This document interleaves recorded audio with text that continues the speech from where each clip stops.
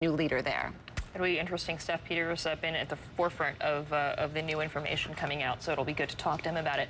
Meanwhile, in just a few hours, President Obama will be outlining new U.S. goals for the Middle East in a major speech. They include an economic boost, interestingly, for Egypt, but also Tunisia. And we can also expect strong language from him aimed at Syria after the White House hit the Syrian government with sanctions for the brutal crackdown on its protesters, which we've been following for weeks here. Let's bring in Andrew Henry. He's live at the White House. The U.S. military took down bin Laden.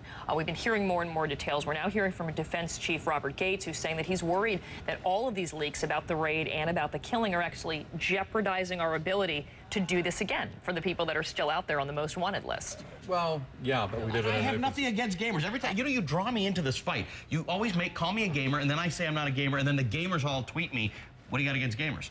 What do you have against gamers, Allie? Love gamers. Gamers are nice people, too. All right. We're going to have more of that coming up. We're also going to talk about Oprah when we come back.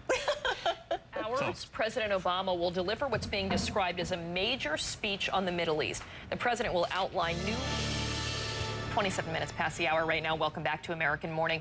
The Mississippi River crested a day earlier than they expected in Vicksburg, Mississippi.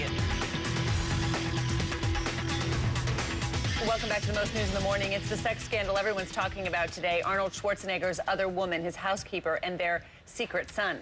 It's just the most recent example of powerful men behaving badly. Our corporate cousin, Time Magazine, made that the cover today. Well, it was an intern that also had people sort of just wondering about that inequality when it comes to stature. And you actually cite a study that says the higher a man rose in business hierarchy, the more likely they were to either commit or consider adultery. That's astounding. It is astounding. No, I know, but you're right. You said what makes powerful men act like pigs. There are probably a lot of guys this morning saying, you know what, I'm taking offense to that because I do the right thing. I mean, look at our current president, look at our prior president, regardless of what you think of them politically. I mean, these are people that were the most, perhaps, powerful men in the world, and there's never been a whiff of anything having to do with infidelity. I think people can only partner with, sleep with, or marry people in their own socioeconomic position. Absolutely, absolutely. Very much, it's a great issue. Nancy Gibbs, executive editor at Time Magazine. And no offense to the pigs. No offense to the pigs, exactly. Were harmed in the writing of this article. Or the good guys. That's right. Thanks, That's Nancy. right. We all have them, and they are bad money habits. Cheap things you don't really need, and boy, they really add up. Yeah,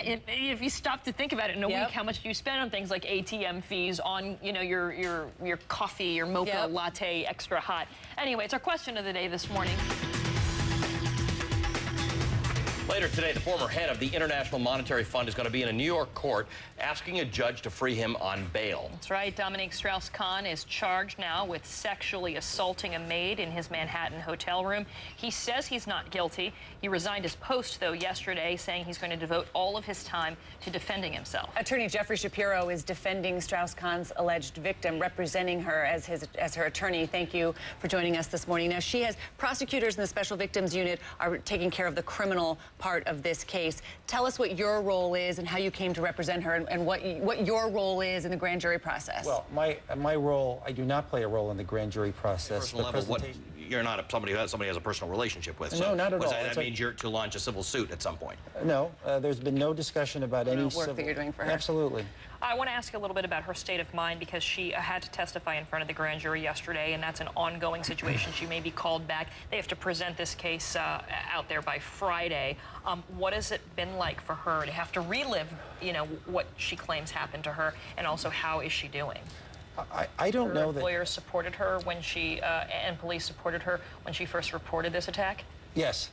Yes. By the way, this is someone...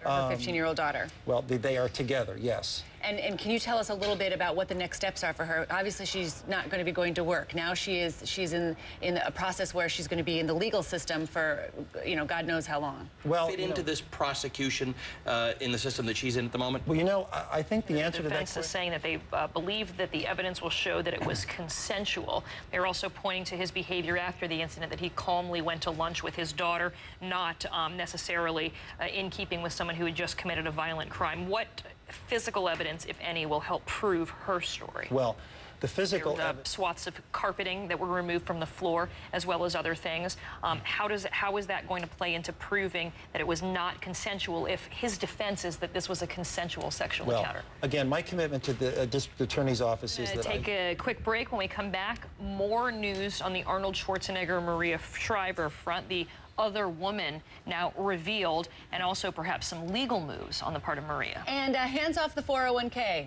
Senators say it's not a piggy bank, it's for your retirement. How to make it harder for you to rate it, but also easier to pay back in if you do take one of those hardship withdrawals. It's 20 minutes after the hour. Thank you.